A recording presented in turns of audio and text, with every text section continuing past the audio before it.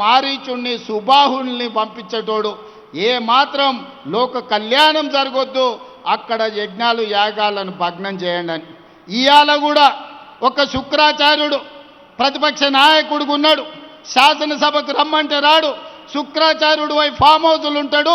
మారీచుణ్ణి సుబాహుల్ని బామ్మార్దుల ముసుగుల్లో అసెంబ్లీకి పంపించి ప్రాజెక్టులను అడ్డుకోమని ఈరోజు కుట్రలు కుతంత్రాలు చేస్తున్నాడు. కానీ మారీచుడు మాయలేడి రూపంలో వస్తే రాముడు బాణానికి ఏమైందో మీకు తెలుసు కదా. ఇలాంటి శుక్రాచార్యులను, మారీచులను, సుబాహులను వధించగలిగిన శక్తి, రాక్షసులను కట్టి పడేసే బలము పాలమూరు బిడ్డకు ఉంది. మాకు వ్యూహము తెలుసు, ఎత్తుగడ తెలుసు, దెబ్బకు దెబ్బ తీయడం కూడా తెలుసు. ఆనాడు చెల్లిందేమో పెద్దలు జైపాల్ రెడ్డి గారు, జానారెడ్డి గారు ఉన్నప్పుడు. ఈనాడు అది చెల్లదు. మాకు తెలుసు ఎవరు ఎట్లొస్తారో, ఏ రూపంలో వస్తారో, ఏ మారు వేషంలో వచ్చినా, మాయలేడి రూపంలో వచ్చినా పాలమూరు జిల్లాలు ప్రజలు గుర్తుపడతారు, కర్రు కాల్చి వాత పెడతారు. మీరు ఎలాంటి ఆశలు పెట్టుకోకండి.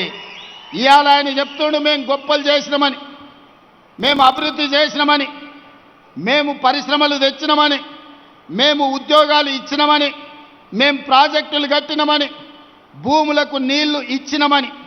నేను ఒక్కటే మాట అడగదలుచుకున్నా. 10 ఏళ్ళు 20 లక్షల కోట్లు మీ చేతులకు వచ్చినాయి. అవి ఎక్కడికి పోయినవో లెక్క చెప్పలే. ప్రాజెక్టులు కట్టుంటే మీరు కట్టిన కాళేశ్వరం 3 ఏళ్లలోనే కూలేశ్వరం అయిపోయింది. 1,00,000 కోట్లు ఖర్చు పెట్టిన ప్రాజెక్టు అక్కడున్నది. పాలమూరు పూర్తి కాలే, ఎస్ఎల్బిసి పూర్తి కాలే, డిండి పూర్తి కాలే, కల్వకుర్తి ఎత్తిపోతలు పూర్తి కాలే, భీమా నెట్టంపాడు కోయిల్ సాగర్ పూర్తి కాలే, మక్తల్ నారాయణపేట కొడంగల్ పూర్తి కాలే. ఇక మీరు కట్టిన సాగునీటి ప్రాజెక్టులు ఎక్కడున్నాయని నేను అడుగుతున్నా. ఇంతకుముందే అరుణమ్మ గారు చెప్పిండ్రు, గురుకులాల పేరు మీద పేద విద్యార్థులకు పాఠశాలలు ఇచ్చిండు. ఉండడానికి గూడు లేదు, కనీసం స్నానాలు చేయడానికి బాత్రూంలు లేవు. ఆడపిల్లలు మగపిల్లలు ఎక్కడికి పోవాలని అరుణమ్మ అడిగాను. మరి 20 లక్షల కోట్ల రూపాయలు ఈ విద్యార్థుల కోసం ఖర్చు పెట్టినుంటే 20,000 కోట్ల రూపాయలు ఈ 10 ఏళ్లలో సంవత్సరానికి 2,000 కోట్ల రూపాయలు ఖర్చు పెట్టుంటే ఈ పేద విద్యార్థులకు కార్పొరేట్ కళాశాలలతో పోటీపడి ఈ రోజు మొత్తం అభివృద్ధి జరిగి ఉండేది కదా. ఎందుకు రాలేదు, ఎక్కడికి పోయినాయి ఆ నిధులు అని నేను అడుగుతున్నా. ఇదే కాదు, డబుల్ బెడ్రూమ్లు ఇస్తా అన్నాడు, దళితులకు 3 ఎకరాల భూమి ఇస్తా అన్నాడు.